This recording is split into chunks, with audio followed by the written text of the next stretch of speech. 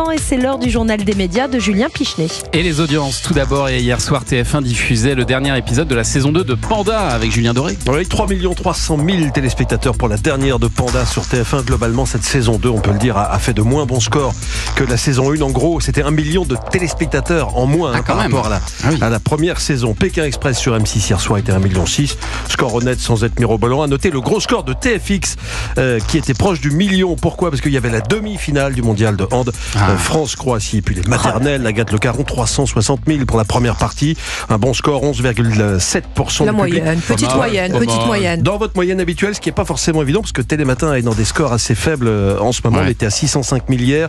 Il y a eu pas mal de grèves en janvier. Ce matin, on a eu des rediffs d'émissions du mois de décembre. Oui, donc, grande grève bravo. ce matin, parce que visiblement, ça n'a pas été diffusé. Télématin qui était en best-of. Ça devient un problème, ça, pour vous parce que c'est quand même votre locomotive. Alors nous, Télématin, on n'est pas impacté, mais surtout, je suis bien persuadée qu'ils vont remonter parce que Julien Arnaud et Flavie sont top. Et voilà, je pense que ça doit être. Il y a aussi beaucoup d'actu, donc je pense que tout ça, c'est l'écosystème qui fait qu'ils payent un peu tout ça. Europe 1, le journal des médias. Et on commence ce journal des médias avec une annonce de Vincent Lagaffe. Oui, l'animateur a confirmé à nos confrères de Ciné Télé Revue qu'il y aurait bel et bien, Agathe Le Caron, c'est le titre aussi de votre émission, une deuxième saison du Big Deal. Eh oui, c'est acté.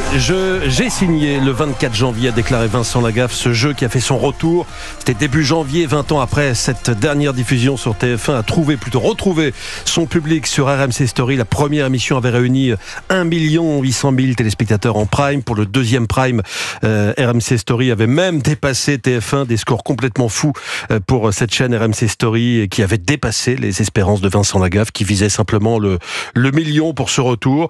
Et au fil des semaines, malgré des audiences en baisse, le Big Deal s'est bien défendu face aux autres programmes. La semaine dernière encore, RMC Story était la 4e chaîne la plus regardée de la soirée, juste devant M6. Donc ça va continuer pour RMC Story et le Big Deal. Et puis, on sait désormais qui représentera la France à l'Eurovision cette année.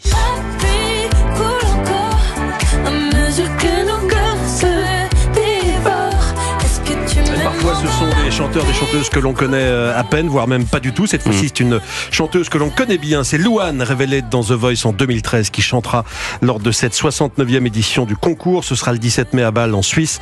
Dans un entretien accordé aux Parisiens aujourd'hui en France, Louane a expliqué que l'Eurovision était le rêve de sa maman, décédée en 2014. Son rêve aussi. Ces dernières années, la France a réussi à bien se classer, plusieurs fois au concours de l'Eurovision, notamment avec Barbara Pravi, qui avait décroché la 2e place, ou l'an dernier avec Slimane, qui est arrivé 4e. Mais la dernière victoire, on le rappelle tous les ans, la dernière victoire, ça remonte. On n'était pas nés, Anissa, Thomas et moi-même non plus. Ouais. L'amour, c'est toi. L'amour. 1977, c'est ça ? Exactement, tous les ans, comme à Roland-Garros, on parle de Yannick Noah, et tous les ans pendant l'Eurovision, on parle de Marie-Myriam. Peut-être tonton Gérard s'en souvient, Marie-Myriam ? Oui, vous ça m'a l'aviez vu, vous bien l'aviez marqué. vécu en direct ? Oui, en direct, peut-être pas, parce que je suis pas très Eurovision pour tout vous dire. Mais oui, Marie-Myriam, c'était vraiment le tube, parce que c'était l'exploit français de l'époque, de l'année. Quoi. J'espère qu'on va gagner quand même cette année avec on gagne un jour. Quand même, là, ça suffit. Suffit, les gars. Ouais, stop. Et si elle gagne, on gagne Roland-Garros, c'est sûr. Cette année. Bien sûr. Ça va être plus compliqué. L'un va passer en l'autre, de toute façon, le truc n'a rien à voir. Bien sûr. Et alors après la Star Academy qui s'est terminée samedi dernier, The Voice arrive dès demain en prime sur TF1. Oui, pour une 14e saison, déjà avec des candidats allant non pas de 7 à 77 ans, mais de 16 à, tenez-vous bien, 95 ans. Waouh. Et tout un lot de nouveautés, un nouveau plateau, 2 nouvelles coachs, Patricia Cass et Zaz, et des nouvelles règles. Grâce au bouton de la seconde chance, 4 candidats pourront repasser les auditions à l'aveugle si personne ne s'est retourné lors de leur première prestation. Et puis c'est le retour aussi de Florent Pagny, coach emblématique de l'émission et que les téléspectateurs n'avaient pas vu depuis la 11e saison. Au départ, il ne devait pas revenir dans cette émission comme il nous l'expliquait au micro d'Europe 1. Pendant 2 ans, je me suis un peu éloigné à vivre vraiment d'autres choses. J'ai pas tellement suivi, mais j'en avais pas spécialement envie. Et puis, c'est eux qui me rebranchent. J'avais pas programmé ça. J'étais parti dans un autre planning. Mais ils me le demandent d'une manière qui me font réfléchir. Et puis bon, il y a que les imbéciles qui changent pas d'avis. Florent Pagny revient pour notre plus grand plaisir et comme chaque année, évidemment, Nikos Aliagas sera aux commandes du programme. Il présentera aussi la deuxième partie de soirée, The Voice, la suite, aux côtés de 3 envoyés spéciaux en coulisses. Bien sûr, il s'est passé beaucoup de choses au château cette semaine. Merci. Merci beaucoup. Bravo Thomas. Je bosse énormément. C'est ce que je vois comme moi avec Pierre Bellemare.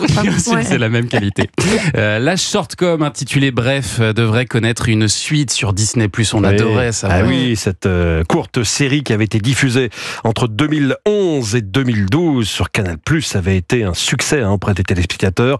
Et bien 13 ans après cette dernière diffusion, Kayane Kojandi, qui a créé et incarné le personnage principal de Bref, devrait proposer la suite de cette shortcom prochainement sur la plateforme de streaming Disney+, dans le métro parisien. Si vous êtes à Paris, vous avez peut-être vu ces derniers jours des affiches noires avec inscrit juste 2 lettres, R-E, dans la même typo que Bref à l'époque.